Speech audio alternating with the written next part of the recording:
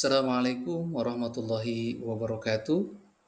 Salam sehat dan salam bahagia.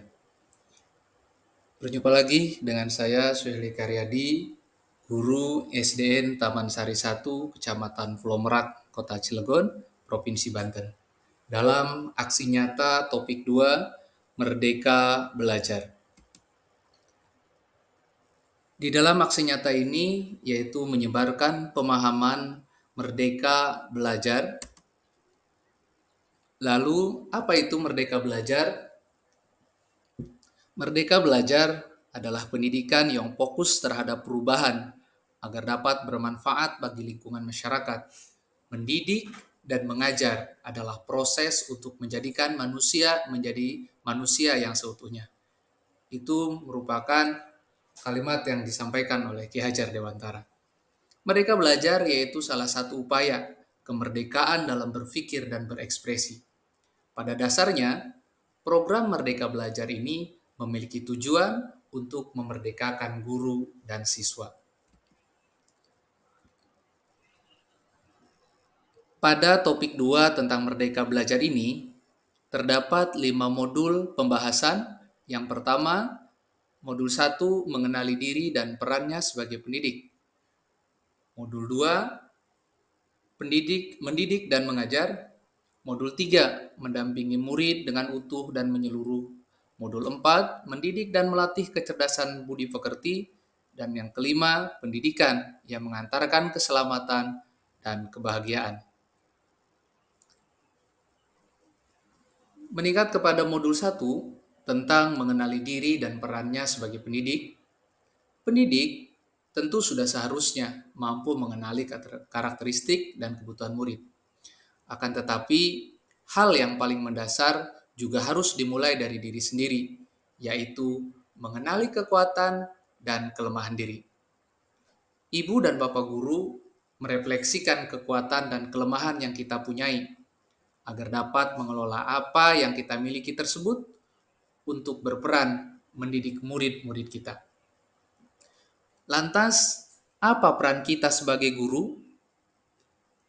Peran kita sebagai guru diantaranya adalah mengantarkan peserta didik dalam mewujudkan mimpi dan cita-cita yang mereka inginkan. Guru memiliki peran penting dalam pendidikan, khususnya untuk terus berinovasi dan berkolaborasi dalam mengembangkan pembelajaran yang berpihak kepada murid. Lalu pada modul 2 tentang mendidik dan mengajar, terdapat 3 hal pembahasan. Yang pertama, mendidik menyeluruh. Yang kedua, pendidikan selama 1 abad. Dan yang ketiga, menjadi manusia secara utuh. Pada pembahasan pertama, mendidik menyeluruh, sekolah dan pendidikan merupakan bekal untuk murid kita mengisi masa depan. Peran guru adalah mampu mewujudkan dan mengembangkan 3 aspek di dalam diri murid. Daya cipta, daya rasa, dan daya karsa. Ketiga aspek tersebut dapat memberikan pendidikan menyeluruh untuk menjadi manusia seutuhnya. Lalu pembahasan yang kedua, pendidikan selama 1 abad, mewariskan nilai dan budaya masyarakat yang relevan dengan masa kini, mengembangkan sesuatu yang dibutuhkan saat ini dan masa mendatang, menilai dan memilih sesuatu yang relevan atau kontekstual sebagai kontrol sosial. Dan pembahasan ketiga, menjadi manusia secara utuh. Manusia memiliki 2 kebutuhan, yaitu kebutuhan lahir dan batin.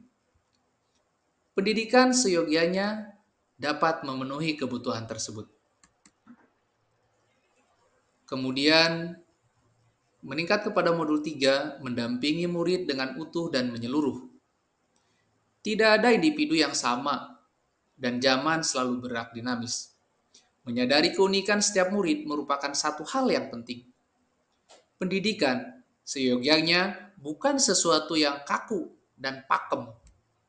Penyesuaian sesuai konteks merupakan pendekatan yang perlu kita usahakan setiap waktunya sebagai pendidik.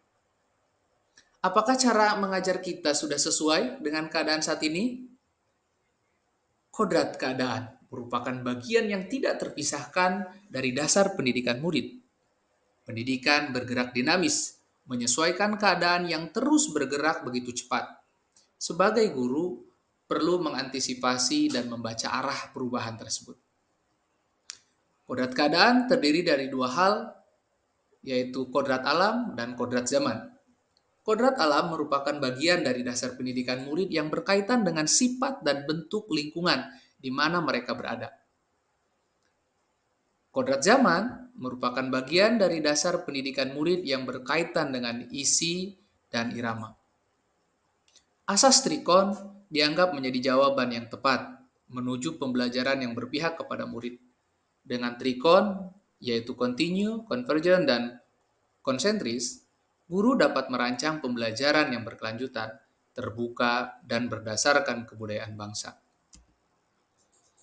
Selanjutnya pada modul 4, yaitu mengenai mendidik dan melatih kecerdasan budi pekerti. Kecerdasan berpikir, murid harus dapat mengembangkan budi pekerti atau watak murid yang tidak hanya dibentuk di sekolah, tetapi dalam keluarga dan lingkungannya. Pengertian budi pekerti sendiri, budi pekerti atau watak ini merupakan hasil dari bersatunya gerak pikiran, perasaan, dan kehendak atau kemauan, sehingga menimbulkan suatu tenaga. Dan terakhir yaitu modul 5, membahas tentang pendidikan yang mengantarkan keselamatan dan kebahagiaan. Pada modul 5 terdapat dua pembahasan. Yang pertama, mengantarkan murid selamat dan bahagia.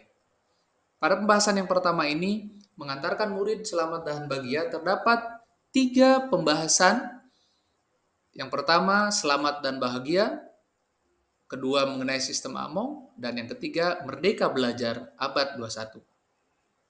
Selamat dan bahagia adalah mewujudkan fungsi pendidikan di mana guru tidak hanya mengajarkan materi pelajaran saja, tetapi mendorong murid untuk menemukan pemahaman bermakna yang relevan dengan kehidupannya untuk membantu murid mencapai selamat dan bahagia. Yang kedua tentang sistem Among, memberikan contoh tentang baik dan buruk tanpa harus mengambil hak murid agar bisa tumbuh dan berkembang dalam suasana batin yang merdeka sesuai dengan dasarnya. Tentu sistem Among ini kita semua tahu terdapat 3 sistem Among yang dituangkan oleh Ki Hajar Dewantara. Yang pertama, Ingarso Sungtulodo, yang kedua Ingmadya Mangunkarso, dan yang ketiga Tuturi Handayani. Yang ketiga, mengenai merdeka belajar abad 21. Menjadi pembelajar sepanjang hayat, kompetensi abad 21 menjadi kompetensi yang perlu dimiliki murid untuk menghadapi tantangan-tantangan ke depan. Untuk mencapai itu, pendidikan yang memerdekakan murid menjadi salah satu cara. Murid merdeka dalam belajar, menggali keingintahuannya dengan bimbingan guru, dan guru harus memahami bagaimana murid merdeka belajar untuk mencapai kompetensi abad 21 tersebut. Masih pada modul 5, pendidikan yang mengantarkan keselamatan dan kebahagiaan, pada pembahasan yang kedua yaitu menciptakan lingkungan pembelajaran terbaik bagi murid. Untuk menciptakan lingkungan pembelajaran yang terbaik bagi murid, terdapat 2 hal. Yang pertama, membimbing murid memperbaiki bangsa. Yang kedua, peran keluarga, sekolah, dan masyarakat. Yang pertama, membimbing murid memperbaiki bangsa dapat dicapai ketika murid mencapai profil pelajar Pancasila, di mana profil pelajar Pancasila ini terdapat 6 dimensi profil pelajar Pancasila. Yang kedua, peran keluarga, sekolah, dan masyarakat tentu sangat penting dalam menciptakan lingkungan pembelajaran yang terbaik bagi murid.